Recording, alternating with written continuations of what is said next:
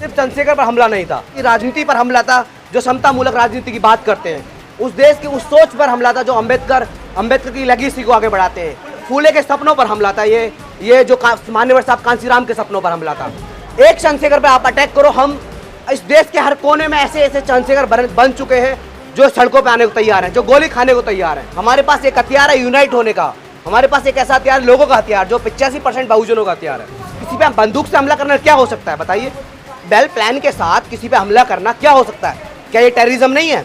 इसको हम सीधा बोलते हैं ये हिंदुत्व टेररिज्म है, ये संघी टेररिज्म है, सनातनी टेररिज्म है, हम बोलते हैं साफ साफ।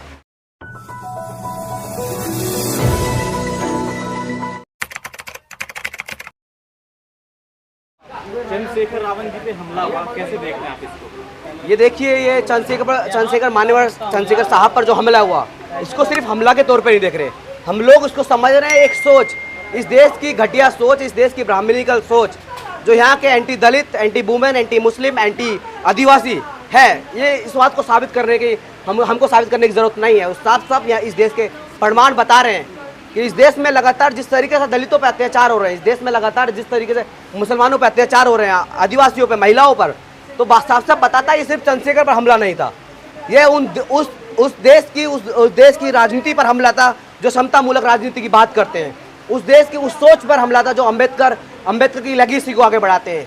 जो ये फूले के सपनों पर हमला था, ये जो मान्यवर साहब कांसीराम के सपनों पर हमला था। और एक बात और इंश्योर करते हैं हम यहाँ से कि हम लोग एक चंद्रशेखर पे आप अटैक करो, हम इस देश के हर कोने में ऐसे ऐसे चंद्रशेखर बन चुके हैं जो सड़कों पे आने को तैयार हैं, जो गोली खाने को तैयार हैं। उनके पास तमाम संसाधन है, उनके पास तमाम गोली बारूद सब कुछ है। हमारे पास एक हथियार है यूनाइट होने का, हमारे पास एक ऐसा हथियार, लोगों का हथियार, जो 85% बहुजनों का हथियार है। एक एजुकेशन हमारे पास सबसे बड़ा हथियार है, जिसके बलबूते में हम संगठन बना रहे हैं। संगठन के साथ साथ ऐसी राजनीति को बढ़ावा दे रहे हैं जो राजनीति यहाँ के लोगों को एक समता मूलक समाज बनाने की प्रेरणा देता है, उनका इंश्योर करता है कि हम लोग एक समता मूलक समाज की ओर बढ़ रहे हैं। और वो दिन दूर नहीं जब इन हमलों पर भी कार्रवाई की जाएगी, और अगर नहीं होती है तो हम बताएंगे कि किस तरीके से एक नेता पे हमला होने का क्या साहस होता है उन लोगों का। अम्बेडकर की बात करने वाले जो है ओवैसी हैं, उन पर भी हमला हुआ था, और अब जो है चंद्रशेखर पर हमला हुआ है, किस तरह से देखते हैं? वही अभी बताया कि देखो, इस देश में जो समता मूलक समाज की बात करेगा, इस देश में जो सबकी बराबरी की बात करेगा, इस देश में जो हिंदुत्व, ब्राह्मणिक, फासिज्म जो है उसको हटाने की बात करेगा, उन पे ये लोग इस तरीके से ही गोली लाठी चलवाएंगे। तो उन गोली लाठी चलवाने का इनका एक छोटा माइंडसेट होता है कि इनको डरा देंगे, लेकिन यहाँ पे न्यूटन का लॉ पढ़ा है कि जितना प्रेस करोगे उतना हम लोग ऊपर बढ़ेंगे। तो आप कितना ही दबाने की कोशिश कर लो, आप कितना ही गोली चलवा दो, यहाँ के मुझ में गोली मार दो, हम लोग झुकने वाले नहीं है। सबके साथ सबके विकास विश्वास की बात मोदी जी ही तो करते हैं। बात करने और बात एक्चुअल में ग्राउंड पे क्या हो रही है उसको देखिएगा। आप अभी जाइएगा गांव में, देहात में, पूछिएगा कि किस तरीके से सबका विकास, ये सबका साथ हो रहा है। ये चंद लोगों का साथ और सबका विनाश की ओर जो राजनीति कर रहे हैं ये लोग। मैं तो पूछना चाहता हूँ कि आप सब मीडिया साथियों से कि सच में इस देश के 11% लोगों से छोड़ के क्या किसी का विकास हो रहा है? कोविड के दौर में देखिएगा, जब कोविड था, हम लोग, यहाँ के मजदूर लोग, यहाँ के ऐसे किसान लोग रो रहे थे, यहाँ से इतना पुलिस अलग से उन पर एट्रोसिटी कर रही थी। दिल्ली में, आप तो दिल्ली का जर्नलिस्ट हो, आज से बेहतर कौन जानता होगा। हम लोग कोविड असिस्टेंस कर रहे थे यहाँ पे, तो हम भी अच्छे से ग्राउंड रिपोर्ट जानते हैं। तो उस वक्त कहाँ था विकास इनका?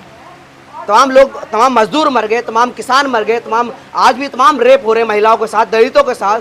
तो ये लोग कैसा विकास हो रहा है? नहीं होते तो और लोग मारे जाते, ये भी कहा जा रहा है। तो बनाई है वैक्सीन, मोदी जी नहीं होते तो और लोग मारे जाते। एक बात का अभी मैं बता दे रहा हूँ कि मोदी जी पे आता हूँ, वैक्सीन पे भी आऊँगा कि मोदी जी नहीं होते कि सब लोग मारे जाते। और मारे जाते। हम तो बोलते हैं अगर मोदी नहीं होते, मोदी एक इंसान नहीं, मोदी उसके अंदर जो विचार है, ऐसे मोदी इंडिविजुअल वो हमारे लिए कुछ नहीं, एक इंसान है बस।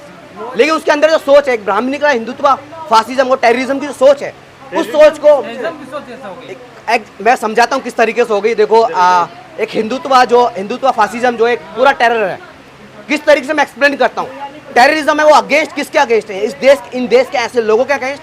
अब किसी पे बंदूक से हमला करना क्या हो सकता है बताइए? एक सोच के वेल प्लान के साथ किसी पे हमला करना क्या हो सकता है? क्या ये टेररिज्म नहीं है? इसको हम सीधा बोलते हैं ये हिंदुत्व टेररिज्म है, ये संघी टेररिज्म है, सनातनी है वो लोग। सनातनी टेररिज्म है। हम बोलते हैं साफ साफ कि किस तरीके से सनातन का आड़ लेके, सनातन वनातन कुछ नहीं होता, ये फालतू में प्रोपागेंडा है। किस तरीके से यहाँ के लोगों को भड़काया जा रहा है, उन ऐसे हम जैसे स्टूडेंट्स को, मेरे साथ वाले बहुत सारे स्टूडेंट हैं जो हर दूसरे ने ऐसी कम्युनल बातें करते हैं।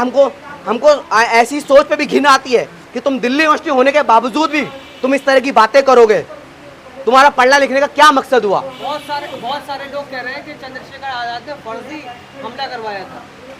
अरे वाह, कौन? अब देखिए कौन वो बहुत सारे लोग हैं।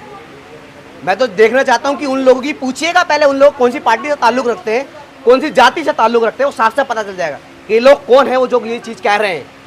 कि भला कोई व्यक्ति जो इतना संघर्ष में अपने योगदान को समझता है, ऐसा व्यक्ति जिसने पूरे एक कॉमन स्टूडेंट को इतना कुछ बोलने के लिए तैयार किया, वो जैसे कितने हजारों लाखों स्टूडेंट्स, हजारों लाखों ऐसे आम जनता है जिनको तैयार किया।